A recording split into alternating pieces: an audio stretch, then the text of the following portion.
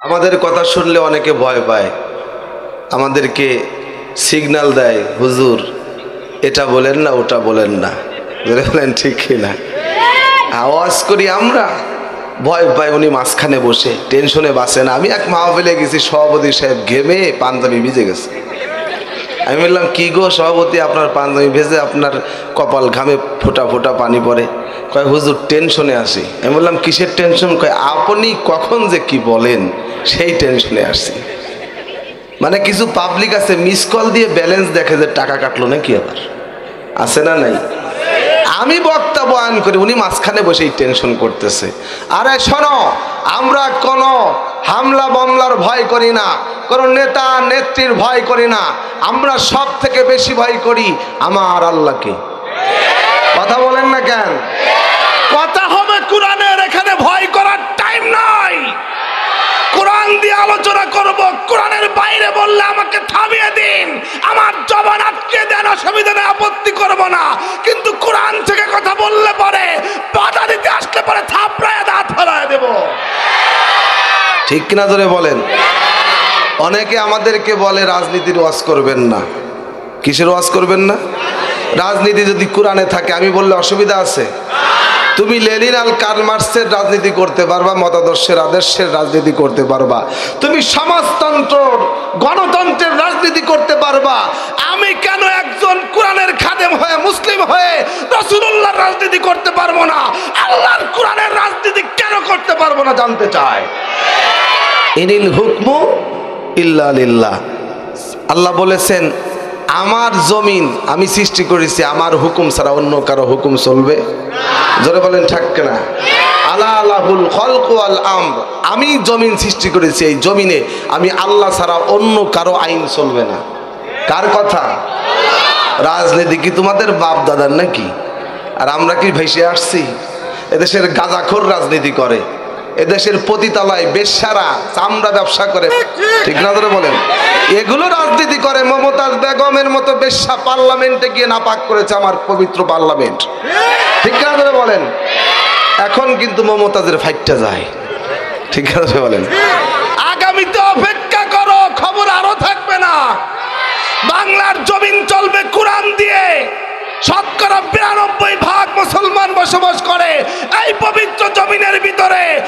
আর কোন নাস্তিক বেঈমানের মতাদর্শ দিয়ে আমার সংবিধান চলবে না। এখন থেকে বাংলার সংবিধান হবে আল কোরআন। এই দেশে আলেম ওলামারা রাজনীতির ময়দানে নামবে, কারণ তোমরা নেতারা রাজনীতি করে করে আমার বাংলাদেশের অর্থনৈতিকের অবস্থা একেবারে পঙ্গু করে ফেলছে। ১৫ টাকার আলু এখন ৬০ টাকা। কথা বলেন না কেন? ২০ টাকার সাবান এখন ৮০ টাকা। ৯০ টাকার তেল এখন ২০০ টাকা। কথা বলেন ঠিক কিনা? গ্যাসের সিলিন্ডার আগে কিনতাম ৬০০ টাকা, ৫০০ টাকা, ৯০০ টাকা, এখন সেটা হয়েছে ১৫০০ টাকা। কিন্তু আমার পাটের দাম কই?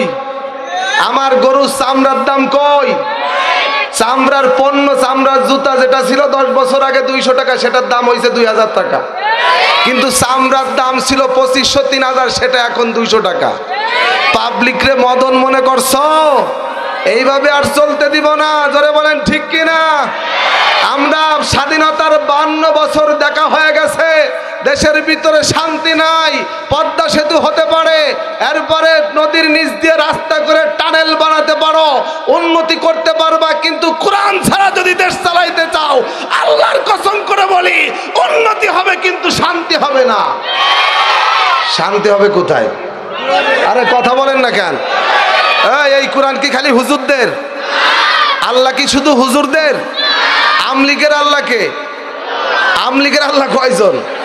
বিএনপির আল্লাহ, জামাত ইসলাম, চরমনাই, তাবলিগ, হিফাজত, যত পীর আছে, আল্লাহ কয়জন?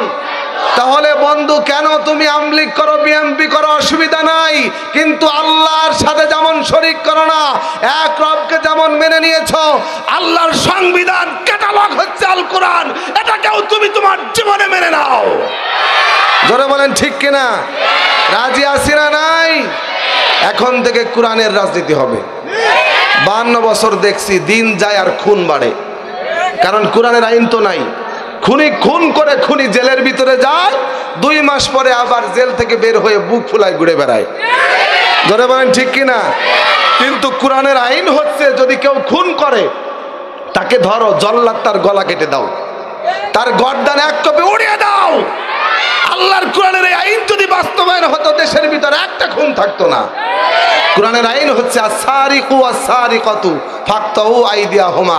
চোর যদি চুরি করে ধরা পড়ে, সে নেতা হোক আর যত বড় খেতা হোক, তার ধরে তার হাত কেটে দাও।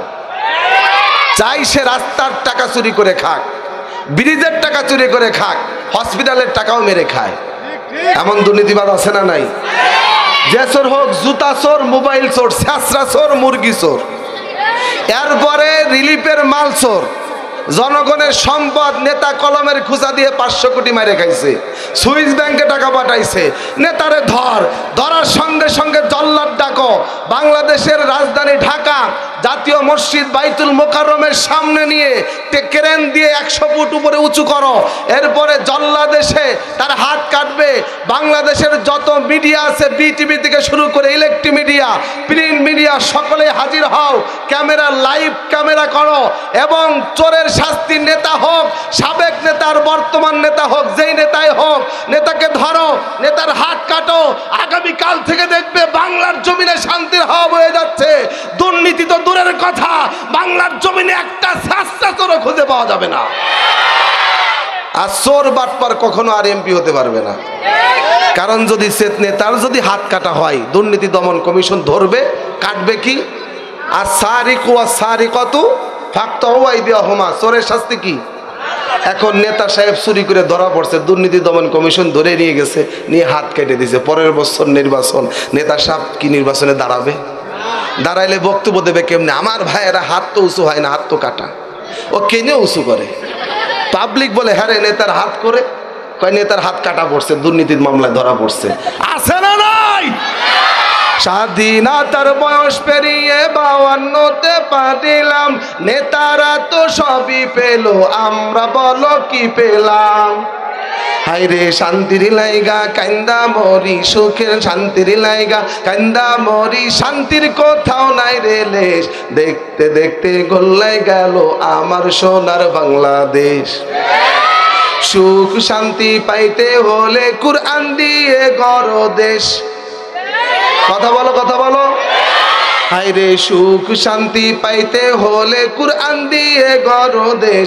কুরআন ছাড়া সকল মন্ত্র, কুরআন ছাড়া সকল তন্ত্র ধ্বংস করে পরিবেশ। এ মুসলমান, আমেরিকা কি উন্নত কম আছে?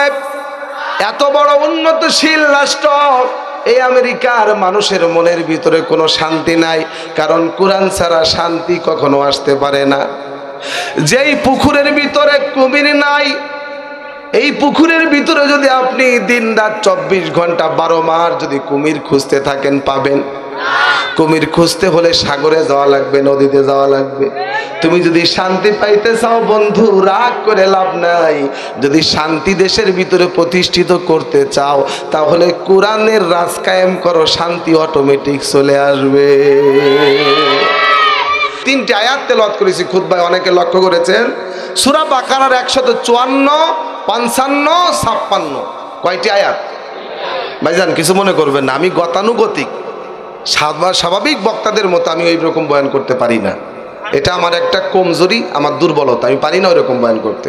আমি কিছু আপনাদের সামনে এমন কথা বলতে চাই, যদিও আপনার কষ্ট লাগবে, যদিও আমার উপরে রিস্ক, আমি এখানে বয়ান শেষ করে বাড়ি যাইতে পারবো কিনা সন্দেহ, আমার গাড়ি ভেঙে দেয়, আমাকে বন্দুকের গুলি দিয়ে হত্যা করার হুমকি দেয়, তারপরেও নিয়ত করেছি জীবনটা একটাই, বারবার মৃত্যু হবে না।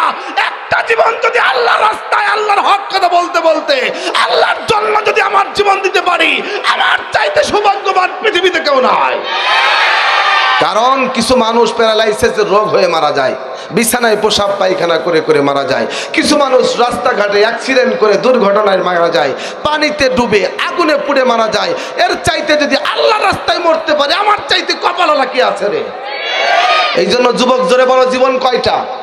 জোরে বলো, জীবন কয়টা? মরবো কয়বার? হকের উপরে মরবো, হক বলতে বলতে মরবো, ঠিক কিনা জোরে বলো।